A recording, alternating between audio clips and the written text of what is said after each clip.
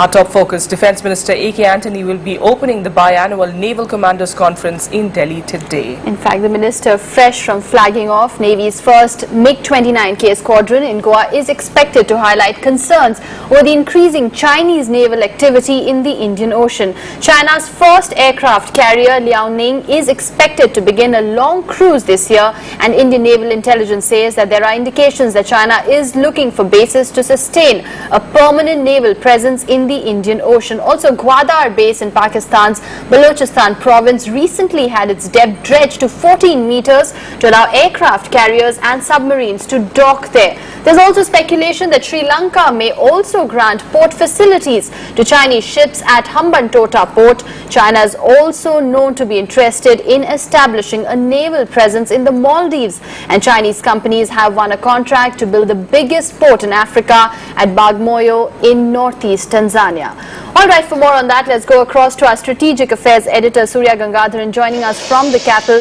Surya, how real is the Chinese threat given the fact that we now know that there are more submarines, more warships already in that Indian Ocean region? Well, if you've been looking at the pace at which China has been modernizing its navy, the submarines and ships it is acquiring and building, you can get a sense that they have big plans for the Indian Ocean. The entry into the Indian Ocean is not imminent, but it's going to take a little time. But when it comes, it will be a grand effort, and it will be backed by naval bases in various parts of the Indian Ocean. So that is where India's real concern is. How many of India's neighbors are going to be a party to China's ambitious plans? And will they be prepared to cross India's red lines? That again is the big question.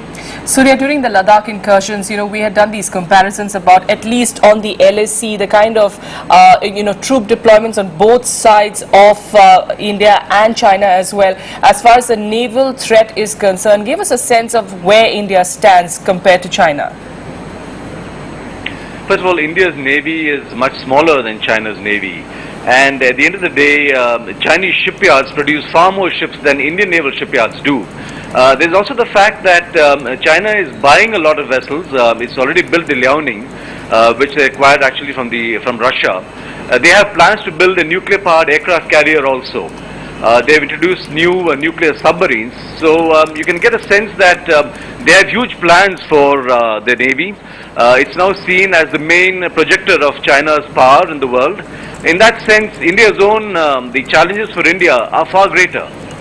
All right, we'll have to leave it there for now. Thanks so much, Surya, for joining us. We'll, of course, come back to you when the Defence Minister actually opens that Commanders Conference later today. Thanks so much for joining us. Meanwhile, mixed signals also coming in from China ahead of Premier Li Keqiang's visit to India. The Communist Party-controlled media has slammed Indian politicians for using the China threat as a vote-gathering tactic. It says allegations of a Chinese threat are being used to deflect focus from domestic issues.